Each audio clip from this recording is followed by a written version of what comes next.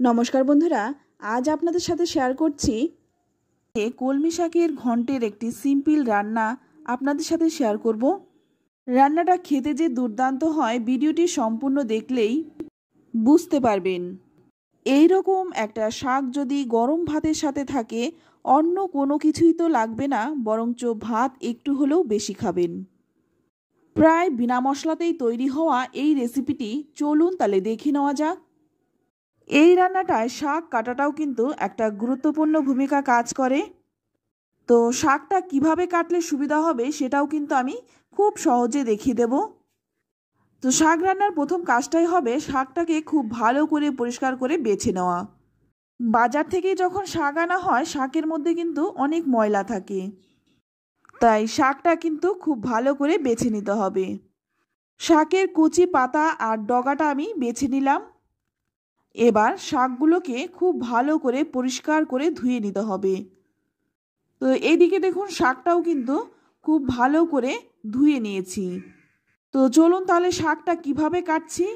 শাকটা কিন্তু বটিতেই কেটে নিচ্ছি, আর বটিতে কাটলেই কিন্তু বেশি ভালো হবে। প্রথমেই এক মুঠো শাক নিয়ে মাঝখান থেকে কেটে নিলাম।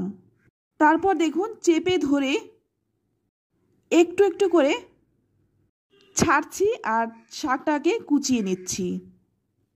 এই রান্নাটায় যত শাক মিহি করে কাটা হবে ততই কিন্তু রান্নাটা বেশি ভালো হবে। তো দেখে বুঝতেই পারছেন এইভাবে কাটলে কিন্তু আপনাদেরও শাক একদম মিহি করে কাটা হবে।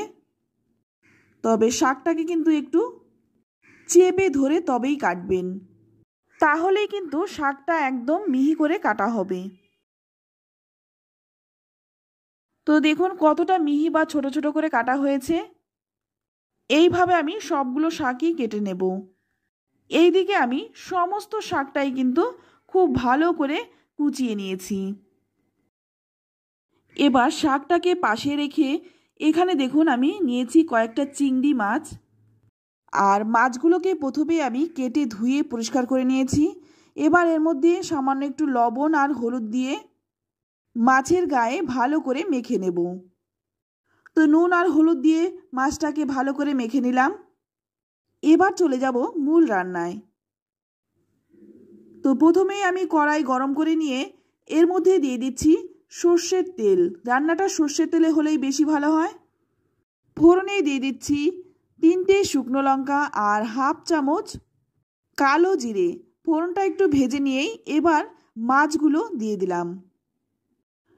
চিংড়ি মাছ দিয়ে এই শাকটা রান্না করলে খেতে কিন্তু অপূর্ব হয়। তো চিংড়ি মাছটা একটু ভেজে নিচ্ছি। চিংড়ি মাছ কিন্তু খুব তাড়াতাড়ি রান্না হয়ে যায়। এবার এখানে আমি 15 থেকে 20টার মতো কাঁচা লঙ্কা কেটে রেখেছিলাম, সেই লঙ্কাটা এবার মাছের মধ্যে দিয়ে ভেজে নেব। তবে ঝালটা কিন্তু অবশ্যই নিজেদের স্বাদ অনুযায়ী দেবেন। লঙ্কাটা দিয়ে চিংড়ি মাছের সাথে লঙ্কাটাও কিন্তু খুব ভালো করে ভেজে নেব। 2-3 মিনিট সময় নিয়ে লঙ্কাটা আর চিংড়ি মাছটা ভেজে নিলাম। এবার এর মধ্যে দিয়ে দেব কেটে রাখা শাকগুলো। তো সম্পূর্ণ শাকটাই দিয়ে দিলাম। এবার এর মধ্যে দিয়ে দিচ্ছি স্বাদ মতো লবণ। শাক রান্নায় প্রথমে কিন্তু লবণটা দিলে একটু কম করে দিতে হবে, নইলে কিন্তু শাকটা কমে গিয়ে লবণ বেশি হয়ে যেতে পারে। তাই প্রথম দিকে লবণটা একটু কম করেই দেবেন। পরে যদি কম মনে হয় সেক্ষেত্রে দেখে তারপর একটু দিতে পারেন। তো দেখুন লবণটা দেওয়ার কারণে কিন্তু শাকটা কমে গিয়ে একদম অল্প হয়ে গেছে। এবার একটা ঢাকা দিয়ে 5 মিনিট রেখে দেব। ততক্ষণে এখানে আমি নিয়ে নিলাম একটা বাটি। এর মধ্যে 1 চামচ নিয়ে নিচ্ছি চালের গুঁড়ো। এটা আমার কাছে শুকনো চালের গুঁড়ো ছিল, তাই আমি চালের গুঁড়োটা নিলাম। সঙ্গে দিয়ে দিচ্ছি 1 চামচ আদা বাটা। তারপর জল দিয়ে পাতলা করে এটা গুলে নেব। এখানে আমি চালের গুঁড়োটা ব্যবহার করেছি। আপনারা চাইলে কিন্তু আতপ চালটা ভিজিয়ে রেখে তারপর বেটে নিতে পারেন। আর এটা কিন্তু একটু পাতলা করেই গুলে নেব। তো দেখুন এখানে কিন্তু আমি 1 কাপের মতো জল দিয়েছি আর একদম পাতলা করে গুলে নিয়েছি। এবার এটা রেখে দিয়ে এইদিকে দেখুন আমার শাকটা কিন্তু সেদ্ধ হয়ে গেছে। আর কলমি শাক কিন্তু রান্না করতে খুব একটা সময় লাগে না। এবার শাকটাকে একটু ভেজে নেব। 2-3 মিনিট সময় নিয়ে শাকটাকে একটু ভেজে নিলাম। এখন কিন্তু শাকটা ভাজা বা সেদ্ধ হয়ে গেছে। তো এইদিকে দেখুন, যে চালের গুঁড়োটা আমি জল দিয়ে ভালো করে গুলে রেখেছিলাম সেটা একটু নেড়েচেড়ে মিশিয়ে নিয়ে তারপর এই শাকের মধ্যে দিয়ে দিলাম।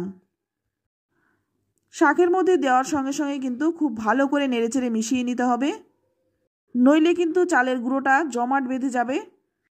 এবার সামান্য একটু জলও দিয়ে দিলাম। জলটা দিয়ে ভালো করে নেড়েচেড়ে মিশিয়ে নেব। এইভাবে শাক রান্নাটাকে কিন্তু আমরা শাক পিঠালু বলে থাকি। তো আপনারা কি বলেন কমেন্টে লিখে জানাবেন।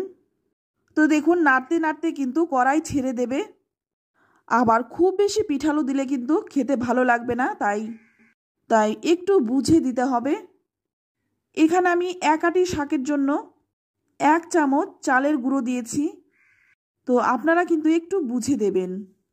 তো ভালো করে নেড়েচেড়ে মিশিয়ে নিয়ে এবার কিন্তু নামিয়ে নেব। তো দেখুন, নামিয়ে নিচ্ছি।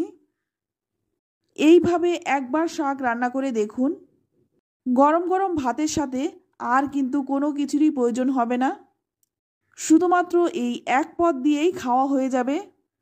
তো বন্ধুরা, রেসিপিটি কেমন লাগলো অবশ্যই কমেন্টে জানাবেন। আর রেসিপিটি দেখে যদি আপনার ভালো লাগে, আত্মীয় স্বজন বন্ধুবান্ধবের সাথে শেয়ার করতে পারেন। ভিডিওটি ভালো লাগলে লাইক কমেন্ট শেয়ার করবেন। আর আপনি যদি আমার চ্যানেলে নতুন বন্ধু হয়ে থাকেন, চ্যানেলটা সাবস্ক্রাইব করে নেওয়ার অনুরোধ রইল। আজ এই পর্যন্ত, আবারও দেখা হবে অন্য কোনো নতুন রেসিপিতে। সকলেই ভালো থাকবেন, সুস্থ থাকবেন। ধন্যবাদ।